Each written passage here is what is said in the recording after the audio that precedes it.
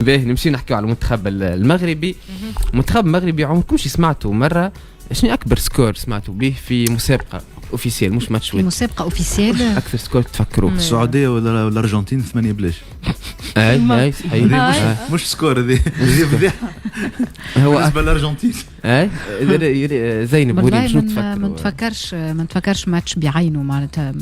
اكبر سكور تفكر؟ فما برازيل المانيا 7 في ربع نهائي كاس العالم نصف النهائي نتفكر 2014. انا قعدت خمن في المغرب مش قلت المغرب. اي باش نعطيك مش خذيت مش 7 المره اللي فاتت 7 بنطوات وقت اهداف في المباراه اوفسيل وقت مش وديه 7 نتاع 8 نعم 16 بلاش مع شكون 16 مقابل 0 مقابله رسميه مقابله رسميه في كاس العالم لاقل من 17 عام واو. الموجوده حاليا في قطر. جنون نتاع كوره 16-0 للمنتخب المغربي امام منتخب كاليدونيا الجديده. كاليدونيا وباهي هذه كاليدونيا كاليدونيا بصراحه ديما ياسر كاليدونيا يا ناس دخلت للتاريخ كاليدونيا يا ناس. البلاد هذه ما عندوش تقاليد في كرة القدم معناها جملة كما منتخب جزر فيجي لعبنا له وربحناه 6 احنا، لكن يبدو انه اضعف برشا المنتخب هذا معناها كان هذاك الضعف هذا الضعف اكثر واكثر. تريناو به المنتخب حتى في اونترينمون ما تربحش 16 بلاش 16 مقابل 0 المنتخب المغربي كما قلنا امام منتخب كاليدونيا الجديدة في المباراة الثالثة في مونديال قطر للاقل من 17 عام. هكا المنتخب المغربي حطم رقم قياسي الاكبر لاكبر انتصار في تاريخ كأس العالم للناشئين منذ أول نسخة في الصين عام 85.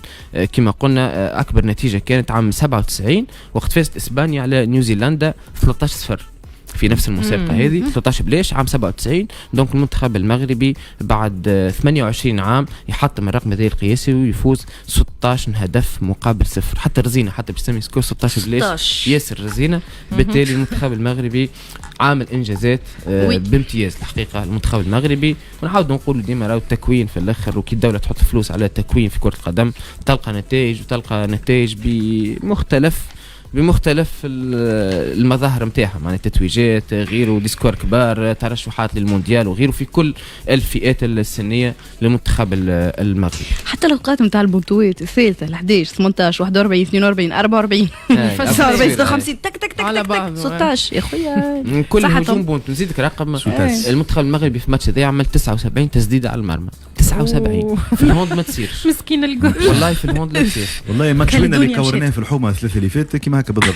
حتى الماتش كورناه احنا مستحيل توصل 16 تونس ما عملوش هكا. امان عايش خويا لا نرجع الى التاريخ امان نتقدم هاني ضرب باش نعيط لك ثلاثه هذه راه باش كوره هاني والله شيء تكوير ضرب باش نعيط له ولد حمتي هاني راه خاطر باهي يعطيكم ان توكا ما نصحكمش تفرجوا فيه مع هاني في ماتش كاليدونيا الجديده في الزهره هو